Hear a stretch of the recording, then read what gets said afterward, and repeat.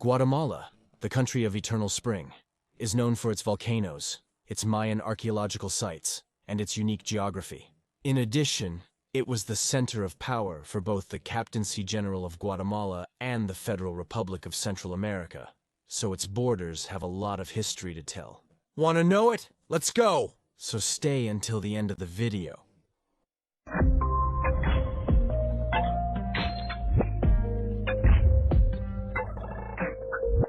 The territory of Guatemala was included in the cultural region known as Mesoamerica. It is estimated that the first settlers would have arrived around 8000 BC, although the first Mayan civilizations would form during the pre-classic period, between 2000 BC and 250 AD. During this period, certain archaeological sites, such as Caminalcuyo, Tacalic, Abaj, and Nakbe developed, which would be the oldest documented city in the Mayan lowlands. The pre-classic cities would have been abandoned around 100 BC already during the classic period. Between 250 and 950 AD cities such as Aguateca, Quirigua, Piedras Negras, and the well-known Tikal developed, which was one of the largest archaeological sites and would have been one of the most powerful kingdoms of the ancient Mayans. The classic period is characterized by extensive urban development and the development of the long count calendar. In addition, the complexity of the political landscape stands out, with the creation of various city-states that participated in a game of enmities and alliances. Just like during the pre-classic period, the cities of the classic were abandoned around 950 AD, entering the post-classic period. The development of archaeological sites such as Teazal, Iximche, and Zaculeo, which was the capital of the Mam kingdom, stands out. And speaking of kingdoms, probably the most notable of this era was the Quiche kingdom of Cumarcaj, who managed to subjugate other Mayan peoples in the surrounding area. The Quiches would have to face the Spanish expeditions that had just conquered the Aztecs under the command of Pedro de Alvarado, lieutenant of Hernán Cortés. The Spaniards allied themselves with some peoples like the Cachiqueles, and would bring about the fall of Cumarcaj around 1524. Here stands out the Quiche resistance under the command of the warrior and ruler Ticum Human. The first Spanish settlement in Guatemala would be founded in 1524 under the name of Santiago de los Caballeros de Guatemala.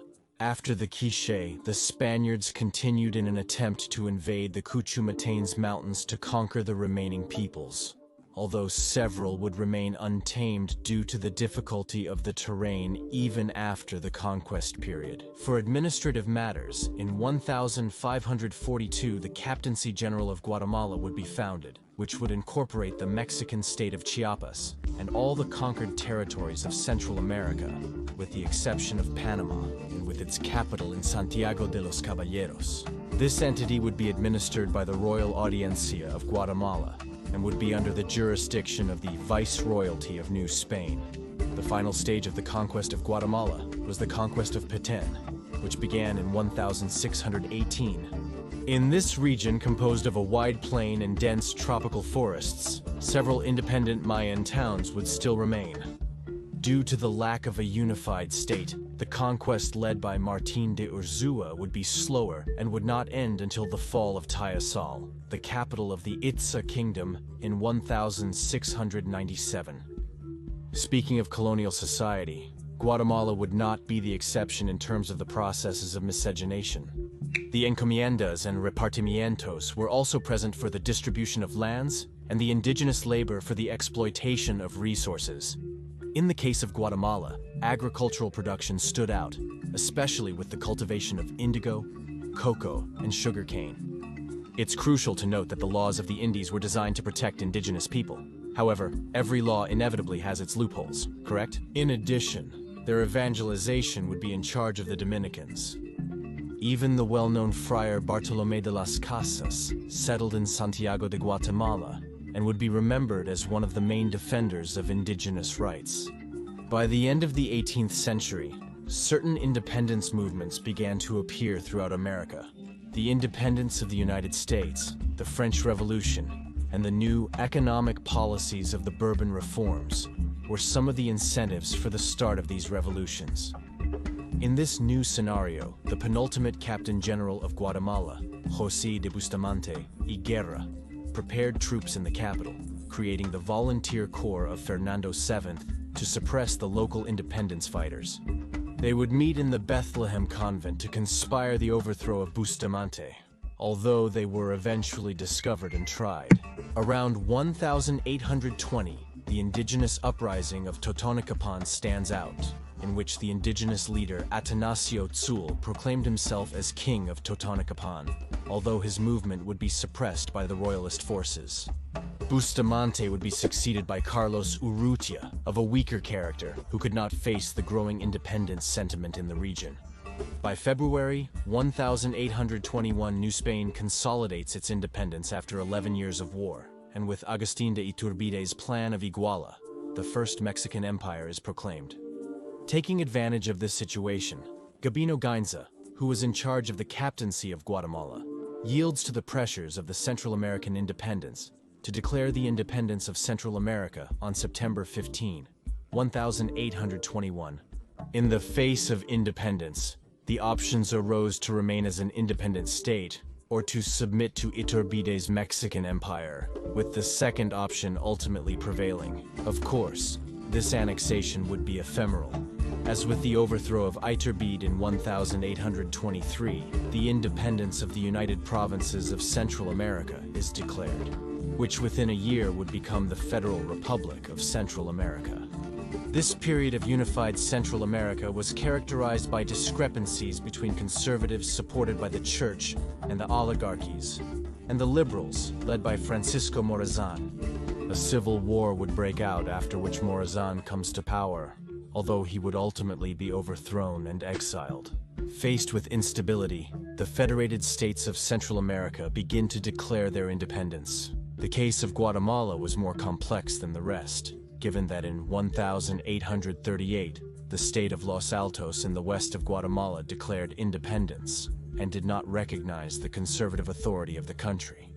Incidentally, the last leader of the federal state of Guatemala, José Mariano Galvez, was of liberal persuasion, so he had to face the conservative revolt led by the warlord Rafael Carrera. Carrera managed to persuade the population against Galvez, causing him to be accused of poisoning the river waters, causing a cholera epidemic. With this, the warlord gains prominence. His first feat was to repel an invasion attempt by Morazán, who had been admitted as head of state of El Salvador after his first exile, and later reincorporate the state of Los Altos around 1840. With this, Rafael Carrera would assume power from 1844, initiating a period known as the Conservative Government of the 30 Years. A period in which he ruled directly or indirectly through puppet presidents and consolidated various conservative reforms, such as the approach to the Holy See and the consequent increase in the power of the Church, and concessions to Guatemalan indigenous people. In addition, Carrera manages to seal the conservative hegemony of the region during the Battle of La Arada, in which he repels the invasion of Honduras and El Salvador, who had formed a liberal coalition to subdue Guatemala.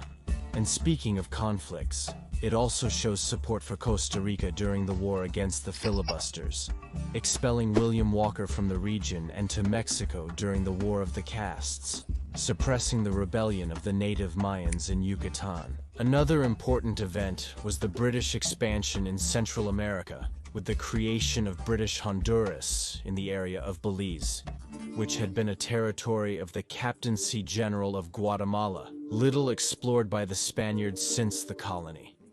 Concessions were even given to the British for logging.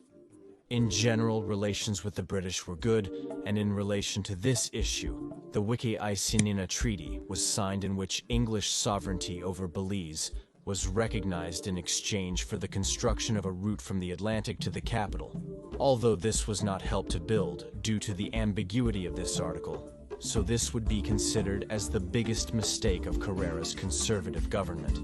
Upon his death in 1865, after having been named as president for life, Carrera was succeeded by new conservatives who lasted 6 years in power after being overthrown by the liberal revolution of 1871, led by Miguel García Granados. and Justo Rufino Barros, marking the beginning of a period of liberal reforms. This was characterized by the start of large-scale coffee exploitation, the expropriation of indigenous lands, and the opening of Guatemala to trade with capitalist countries, which included a strong German immigration who took over certain large estates, in which a large part of the indigenous population was made available.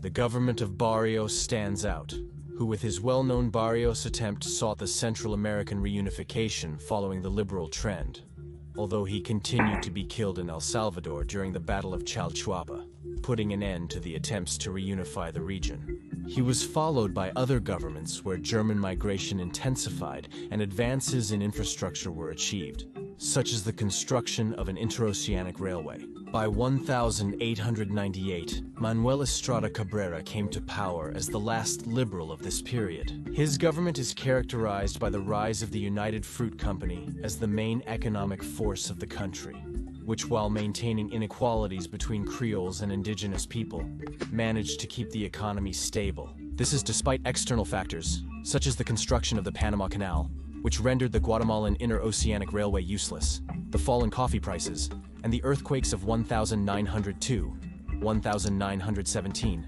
and 1918. In politics, some consider that Estrada stayed in power for so long thanks to electoral fraud and constant repression of his opposition. However, Estrada would be overthrown during the tragic week of 1920, in which the conservatives allied with the Unionist Party. Although with a lack of political experience, the country entered a period of instability with several transition governments. By 1931, General Jorge Ubico came to power, who consolidated an authoritarian liberal regime supported by the UFCO. Among his measures was the reduction of public spending and achieving to counterbalance the government's deficit. In addition, he managed to strongly suppress crime. Of course, in the face of the iron dictatorship he had imposed, multiple demonstrations would arise to which he would yield by resigning from office in 1944. During this period, an attempt was made to establish a constitutional framework to consolidate democracy, with Juan José Arevalo being the first democratically elected president. In fact, many consider him one of the best presidents of Guatemala, as he maintained political stability despite the multiple plots to overthrow him, and for integrating the poorest classes of Guatemalan society.